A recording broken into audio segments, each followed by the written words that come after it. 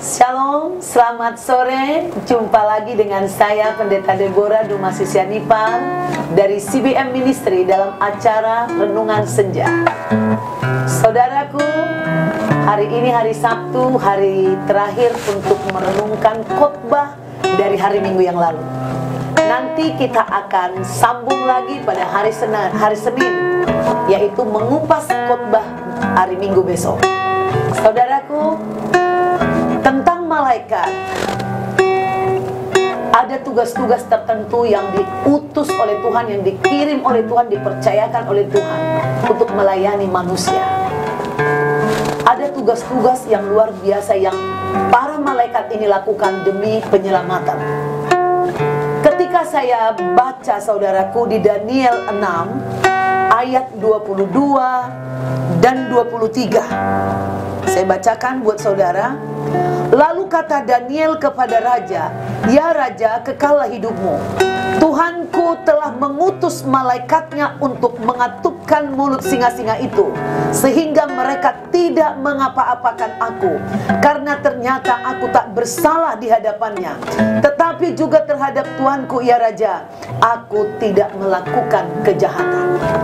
Saudaraku, malaikat sangat senang mengawal anak-anak Tuhan yang seperti Daniel jelas dikatakan dia bersaksi bahwa dia tidak bersalah dan tidak melakukan kejahatan. Orang akan penuh iman, imannya tidak akan lemah jika dia selalu melakukan kebenaran. Maka Tuhan mengutus malaikat untuk mengatuk mulut singa. Singa maut, singa kematian, singa penyakit dikatuk oleh Tuhan, tidak berkuasa menyakiti orang-orang percaya, saudaraku. Juga itulah tugasnya satu. Di Kisah Para Rasul 27, saya bacakan buat saudara Kisah Para Rasul ayat 27, ayat 23 sampai 24. Ya, 23. Karena tadi malam seorang malaikat dari Tuhan, yaitu dari Tuhan yang aku sembah sebagai miliknya, berdiri di sisiku. Ketika Paulus melakukan pelayaran ke Roma, menuju Roma untuk menghadap Kaisar, mereka mengalami kapal terkandas. Dia sudah berbicara kepada kapten kapal, tapi dia tidak dihargai. Tapi akhirnya datang ombak yang membuat kapal itu hampir kandas. Dan saat itu juga Tuhan mendatangi Paulus. Saudaraku, lihat, Paulus sedang melakukan upaya yang benar, pembelaan yang benar, memberitakan Injil juga, saudara. Maka Tuhan selalu mengutus malaikat melepaskan dari keterbenaman, ketenggelaman. Tuhan itu dahsyat. Dan gara-gara satu orang hamba Tuhan yang benar, yang lain bisa diselamatkan. Karena Tuhan mengatakan kepada Paulus, "Kau beserta orang-orang yang ada karena engkau, maka mereka tidak akan ada yang mati." Itu luar biasa, pembelaan Tuhan. Jadi Tuhan mengirim malaikat untuk membela hamba-hamba Tuhan yang benar, yang tidak takut mati memberitakan Injil. Itu tugas malaikat, saudaraku. Kemudian ketika di Matius 4 ayat 11, saya bacakan buat saudara. Matius 4 ayat 11 tentang Tuhan Yesus, ya, Tuhan Yesus.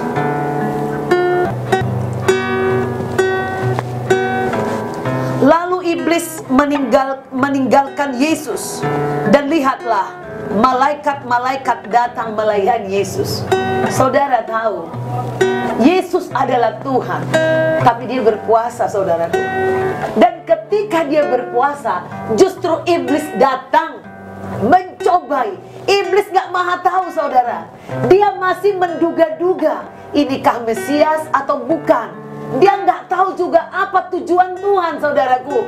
Kita seharusnya anak-anak Tuhan bisa diberitahu rahasia-rahasia Tuhan, tapi iblis tidak mau tahu.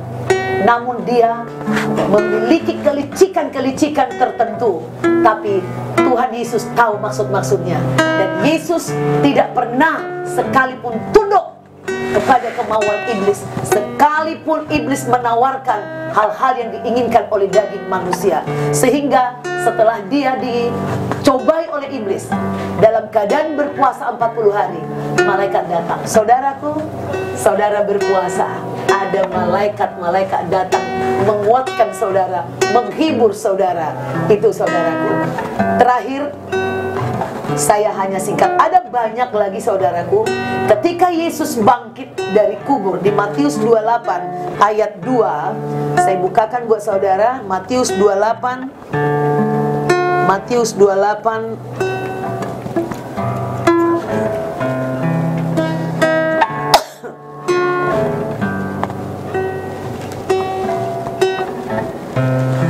Matius 28 ayat 2.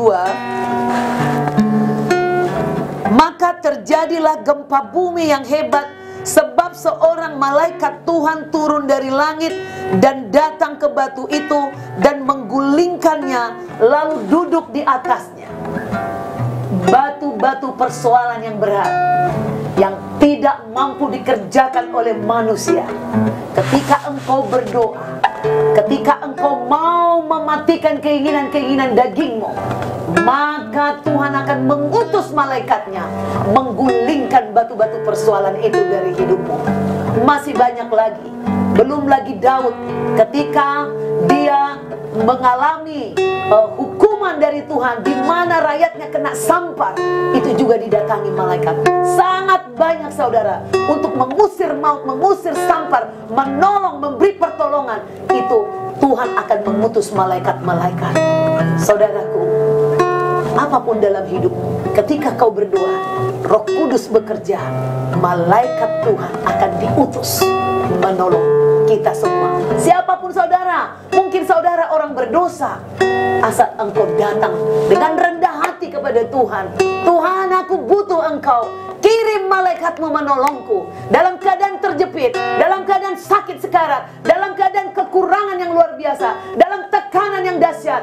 Tuhan akan datang menolongmu, mengutus malaikatmu menjagaimu. Maka saudara, mari kita sama-sama nyanyikan lagu ini bersama malaikat di surga. Nyanyikan kidung pujian, bermazmur bagimu, muliakan namamu, Yesus, aku menyembahmu. Tanganku ku angkat padamu, masuk dalam hadiratmu, rasakan kasihmu, ku jadi milikmu, Yesus, aku menyembahmu. Hosana, Hosana, aku memujimu, Yesus. Haleluya, haleluya, aku menyembahmu. Saudaraku, masih banyak lagi contoh di Alkitab ini tentang peranan-peranan malaikat.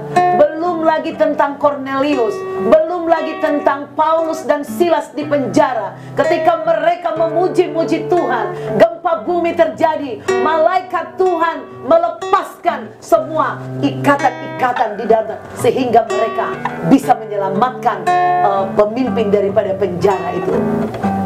Selamat berjumpa dengan malaikat. Imani, percayai. Saya berdoa untuk saudara yang menonton video ini, supaya malaikat Tuhan diutusnya menyatakan diri kepadamu, engkau diselamatkan. Jika saudara terberkati dengan video ini, saudaraku, bagikan kepada orang lain. Like, share, dan subscribe. Dan jangan lupa mengkomennya. Tuhan memberkati. Selamat menikmati pelayanan malaikat. Haleluya. God bless you. Hosanna.